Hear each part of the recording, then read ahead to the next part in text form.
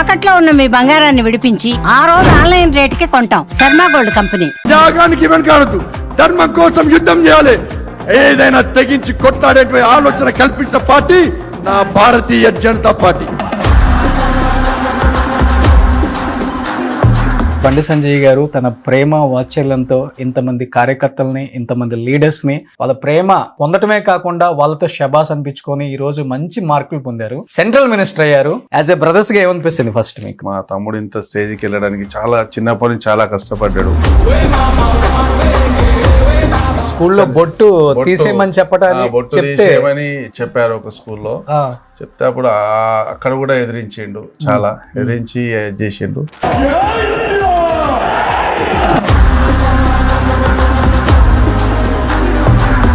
మీరేం చేస్తారు సార్? నేను వివేకానంద డిగ్రీ కాలేజీలో ఏవో అడ్మినిస్ట్రేటివ్ ఆఫీసర్. ఎంత వస్తుంది మీ జీతం?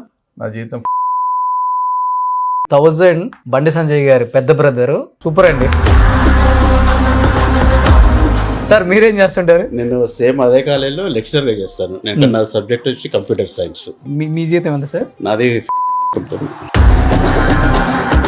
వాళ్ళ ఫాదర్ అక్కడ కనిపిస్తున్నారు. ఏ ఇయర్ లో నాన్నగారు కాలం చెల్లారు? 1995. నాన్నగారు హెల్త్ రీజన్స్ లేదండి, మా పైన ట్యాంక్ కట్టాం, నీళ్లు పోతున్న కట్టిండు అన్నట్టు చూద్దామని వెళ్ళిండు. ట్యాంక్ కూలి చనిపోయాడు, పైనుంచి కింద పడ్డాడు.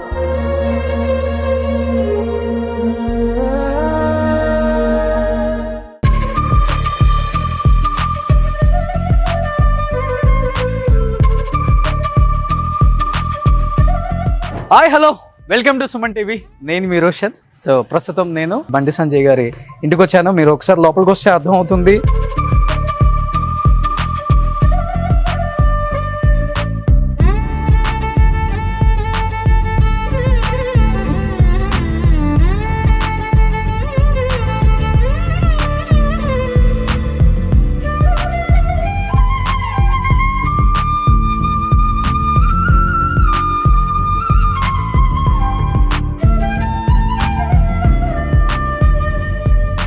ఇక్కడ కనిపిస్తున్నారు వాళ్ళిద్దరు, బండి సంజయ్ గారి brothers. For the first time వీళ్ళు స్క్రీన్ మీదకి రావటం. నేనంటే చాలా ప్రేమ, అభిమానం. నేను అడగగానే నో అని చెప్పలేదు. ఇంతవరకు ఎప్పుడు రాలేదండి, బాగోదేమో, ఏం మాట్లాడితే ఏం వెళ్తుందో, ఈ సమాజం ఎలా ఉంది ఇప్పుడు అనే ఒక ఆలోచన ఎక్కువ ఉంటుంది వీళ్ళకి. రాజకీయాల్లో ఉన్నప్పటికి కూడా 35 సంవత్సరాల రాజకీయ జీవితం చూశారు. వాళ్ళ తమ్ముడిది దగ్గరుండి. అయినా కానీ ఇంత లో ప్రొఫైల్ మెయింటైన్ చేయడం నేనైతే బహుశా ఏ చరిత్రలో ఎక్కడ చూడలేదు. ఫర్ ద ఫస్ట్ టైం వాళ్ళతో మాట్లాడదాం. ఫస్ట్ శ్రవణ్ గారు అండ్ సంపత్ గారు. సో ఈయనైతే ఫ్రంట్ బండి సంజయ్ గారు లాగే ఉన్నారు, same as it is, hair style కానీ ఫేస్ కానీ.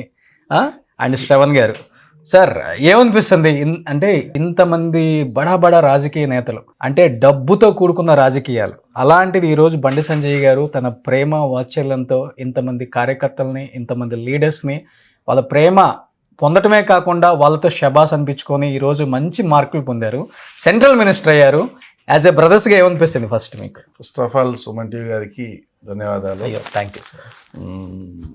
అంటే చాలా బాగా అనిపిస్తుంది అండి, సంతోషం అనిపిస్తుంది. ఎందుకంటే మా తమ్ముడు ఇంత స్టేజ్కి వెళ్ళడానికి చాలా చిన్నప్పటి నుంచి చాలా కష్టపడ్డాడు.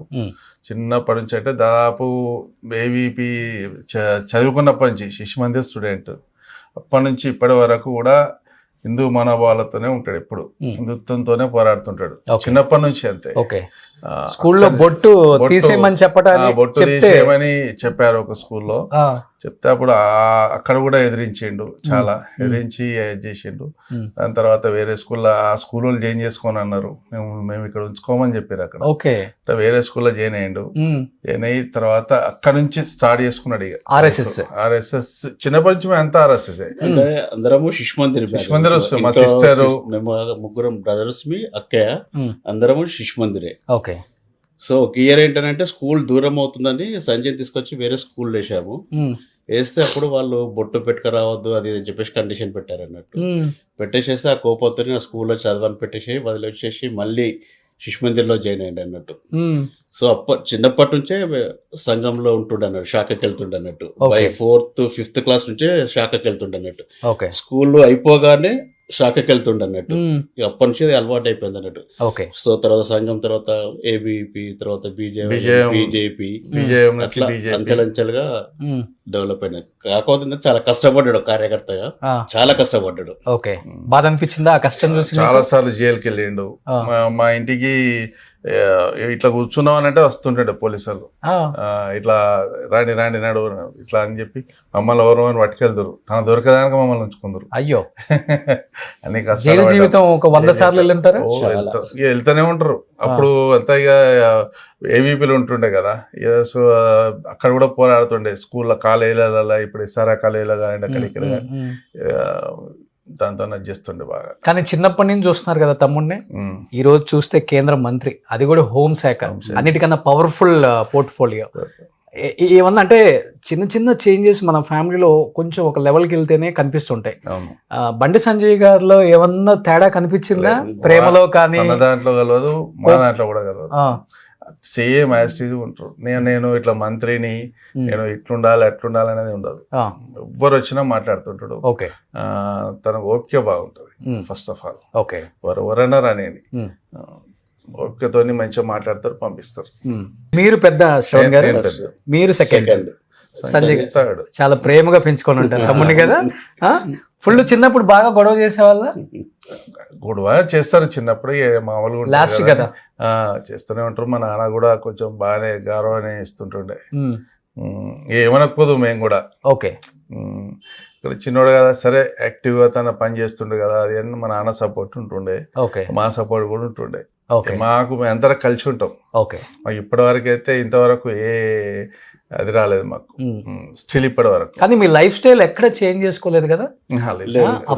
ఇదే పాత ఇంట్లో నాన్నగారు కట్టినది అందులో అప్పటి నుంచి ఇలానే ఉంది. నాన్నగారు వాళ్ళ ఫాదర్ అక్కడ కనిపిస్తున్నారు. ఏ ఇయర్ లో నాన్నగారు కాలం చెల్లారు? 1995. ఓకే.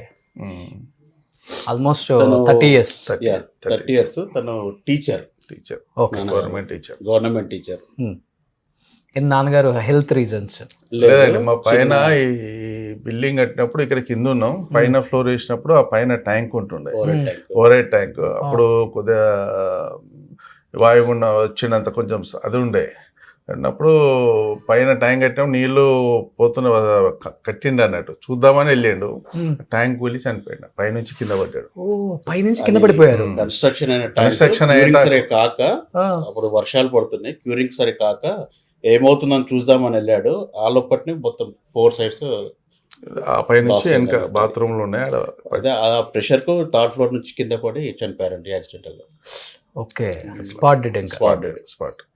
2nd floor అంటే చిన్నదే గానీ పడిన వేగం పెద్దది, వాటర్ ప్రెషర్ కు పడ్డాడు ఇటు. ఓకే. ఓకే. అప్పటికి రాజకీయాల్లోకి రాలేదు కదా ఇంకా సంజయ్ గారు? ఇంకా రాలే. అప్పుడు ఏబీపీలో ఉన్నప్పుడు. ఓకే. ఓకే. ఏవీపీ నుంచి బీజేఎంకి వచ్చాను, బీజేఎం నుంచి మళ్ళీ బీజేపీకి వచ్చాను. ఓకే. ఓకే. కానీ ఎప్పుడు నిత్యం వాకింగ్ లో కూడా కార్యకర్తలతోనే ఫోన్ లో మాట్లాడుతూ ఉంటారు. అసలు టైం ఇస్తారో ఫ్యామిలీకి? ఎప్పుడైనా కూర్చొని బ్రేక్ఫాస్ట్ చేయటం, కాఫీ తాగటం ఇలాంటివి ఉంటుందో లైఫ్ లో? తన అంటే ఇప్పుడైతే చాలా బిజీ అయిపోయారు. వస్తారు అమ్మ ఇక్కడికి వస్తారు, ఏంటి అమ్మతో కూర్చుంటారు, టిఫిన్ చేస్తుంటారు. ఆ టైం అప్పుడే మాట్లాడడం అంతే. ఓకే. ఓకే. ఎక్కువ ఇద్దరు బ్రదర్స్ ఎవరికి ఎక్కువ బాండింగ్? నాకు తెలిసి నేను ఈయన అనుకుంటున్నాను. అందరిని చూస్తాడు. మేము కనబడకపోయేసరికి కూడా అడుగుతాడు ఎక్కడికి వెళ్ళారు ఏంటి అని చెప్పేసి అని. సో అప్పుడప్పుడు కూడా ఫోన్ కూడా చేస్తాడు. తను బిజీ ఉంటే ఎక్కడికి వెళ్తే కూడా ఫోన్ చేస్తారు. అందరితో మంచిగా మాట్లాడతారు. ఏమని పిలుస్తారండి మీరు సంజయ్ గారు? సంజయ్ అనే పిలుస్తాము అంతే. నిక్ నేమ్, ముద్దు పేర్లు ఏం లేవు? ఓకే. అన్నయ్య అని పిలుస్తాడు అంతే. ఓకే. ఓకే. మీరేం చేస్తారు సార్? నేను వివేకానంద డిగ్రీ కాలేజీలో ఏవో అడ్మినిస్ట్రేటివ్ ఆఫీసర్. డైలీ జాబ్కి వెళ్తాను తప్పకుండా. ఓకే. 33 years అవుతుంది. సో ఇంత పెద్ద సెంట్రల్ మినిస్టర్, బిజినెస్ చేయటం, రియల్ ఎస్టేట్, మైనింగ్ ఏం లేదు? ఏది లేదు. ఎంత వస్తుంది మీ జీతం? నా జీతం 42,000.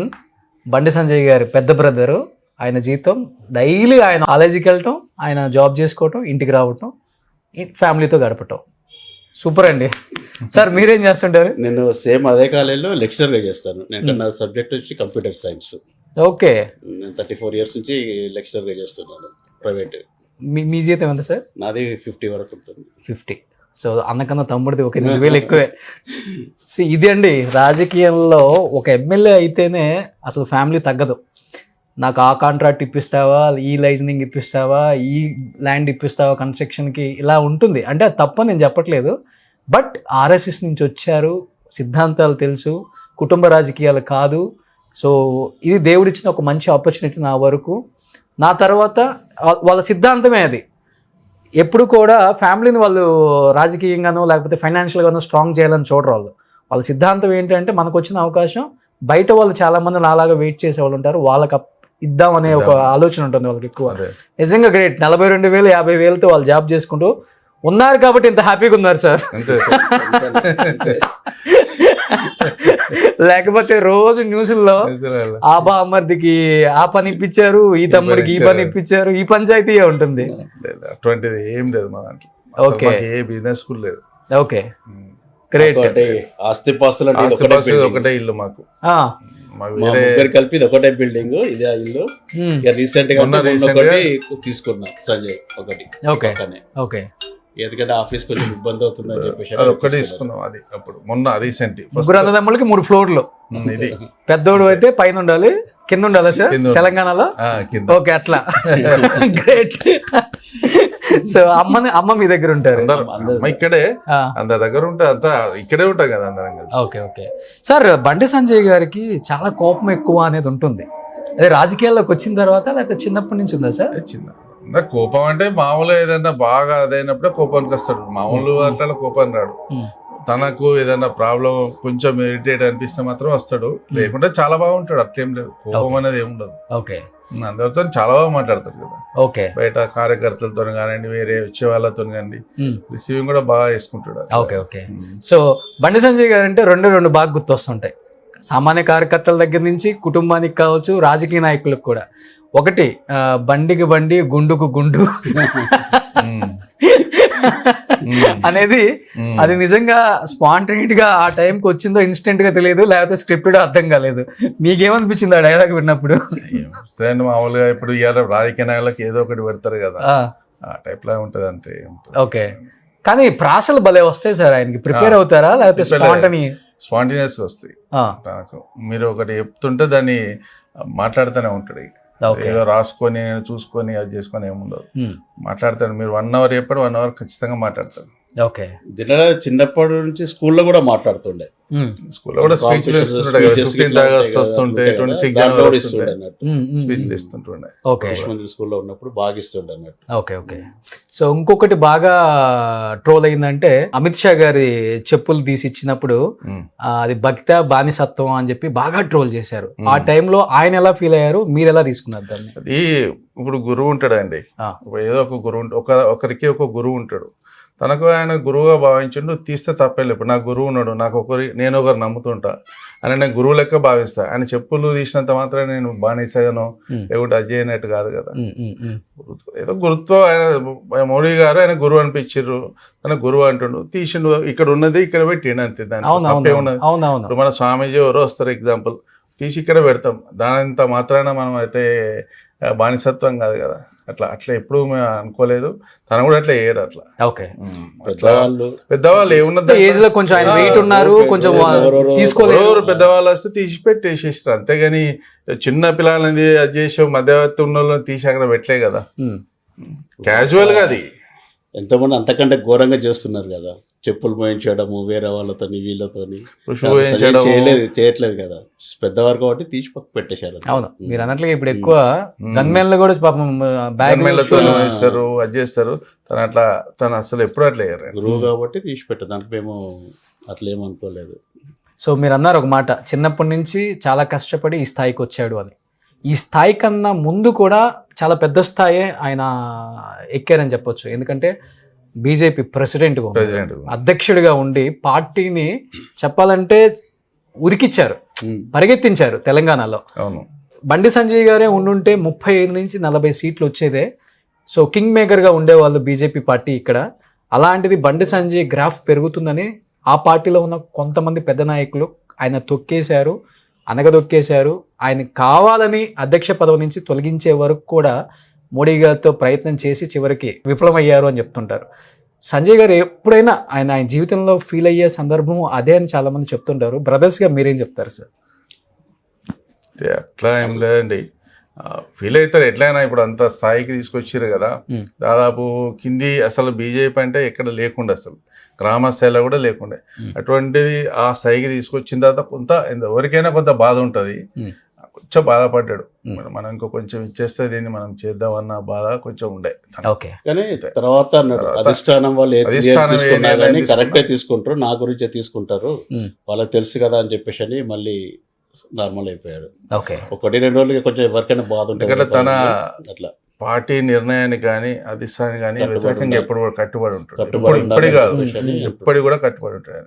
కానీ తెలంగాణ డిసైడ్ అయిపోయింది బీజేపీ వచ్చేస్తుంది ఈ ఊపులో అని అనుకున్నారు కానీ ఇక అది అధిష్టాన నిర్ణయం ఏది తీసుకుంటుంది అన్నట్టు తన కూడా అది అయిపోయింది అంతే. ఎవరికైనా అంత ఆ స్టేజ్ తీసుకొచ్చి కొంచెం బాధ అనిపిస్తుంది, కానీ వాళ్ళ నిర్ణయమే మెయిన్. ఓకే, వాళ్ళకే ఎక్కువ అది చేస్తారు సంజయ్. ఏం చేస్తున్నారు ఇప్పుడు పిల్లలందరూ? మీ పిల్లలు ఏం చేస్తున్నారు? పిల్లలు ఇప్పుడు బీటెక్ ఎంబీఏ చేస్తుంది అమ్మాయి, బీటెక్ అయిపోయింది ఎంబీఏ. అబ్బాయి కూడా ఎంబీఏ చేస్తుంది. నో రాజకీయం, అదే రాజకీయం లేదు. మీ పిల్లలు సార్? మా 2 పాపలు, ఇద్దరు ఐటీ జాబ్ చేస్తున్నారు హైదరాబాద్ లో. ఎక్కడ మా బాబాయ్ సెంట్రల్ మినిస్టర్ ఏముండదు. ఇక్కడ మీరు కూడా టోల్ గేట్స్ దగ్గర నో ఎంపీ స్టిక్కర్ ఉండదంట కదా? ఎంపీ అసలు మేము అక్కడ పేరు కూడా చెప్పుకోం, మీరు కూడా వాళ్ళని అడగచ్చు, మేమే చెప్తాం. ఒకవేళ మాకు ఇట్లా పంపించినా కూడా మేము చెప్పిన వాళ్ళకి మా గురించి చెప్పండి, ఇట్లా పలానా పని వాళ్ళ అన్నలు కూడా సాఫీగా వెళ్ళిపోతారు, ఫాస్ట్ ట్యాగ్ కొట్టుకొని వెళ్ళిపోతారు అని కూడా చెప్పుకోవచ్చు మీరు. మాకు అటువంటి ఏదొద్దు, మాకు వెళ్ళిపోతాం. ఎక్కడ కూడా 3 టోల్ ట్యాక్స్లు కూడా మేము డబ్బులు కట్టే వెళ్తాం. ఓకే, ఎప్పుడు కూడా ఆగలి, ఎక్కడ అడగల, అసలు రికమెండ్ కూడా వేయలేము. మేము పోయేది కూడా వాళ్ళకి తెలియదు, మేమేమైనా కూడా తెలియదు చాలా మందికి. ఓకే, నాకు సింపుల్గా డిజైర్ కార్ ఉంది అంతే, అది కూడా నేను 2014లో కొనుక్కున్నా. Only simple Dzire car. మీకు సార్? నాకు కూడా అంతే, షిఫ్ట్ 2016. ఓకే, అదే కార్ అవే మెయింటైన్ చేస్తున్నాను ఇప్పటికి కూడా. పిల్లలు కూడా అంతే సేమ్? పిల్లలు కూడా ఓ, నో హడావుడి ఏది ఉండదు, వాళ్ళు కూడా అట్లే ఉంటారు. వాట్ అబౌట్ బండి సంజయ్ గారి కిడ్స్? భగీరథ ఉంటాడు, తను కూడా హైదరాబాద్ చదువుతుండు, తను కూడా అక్కడే అంతే. ఎవరికి ఏం లేవు, మాకు వెహికల్స్ అనేటివి ఏముండవు. వాళ్ళకి కూడా అసలుకి వాళ్ళ ఫాదర్ ఐడెంటిటీ చెప్పుకోవాలి అట్లే. రెండోది సాయి సుముఖ్, వాడు ఇక్కడే ఇక్కడ కోట స్కూల్లో చదువుతాడు, intermediate first year. Okay, super sir. ఏం ఫ్యామిలీ సార్ అసలు మేము కొందరికి తెలియదు అసలు. ఓకే, సరే ఇప్పుడు మనం ఇట్టే మీరు ఇంటర్వ్యూలు తీస్తుంటే మాత్రం తెలుసు కావచ్చు, కానీ మేము అసలు మేము అడుగుతానే ఇంటికి వస్తేనే మమ్మల్ని చూస్తేనే ఏంది అసలు ఏంది మణిచంద్ర గారు వెళ్ళాను అంటారు, ఎవరు చూసినా ఇంత సింపుల్ అని.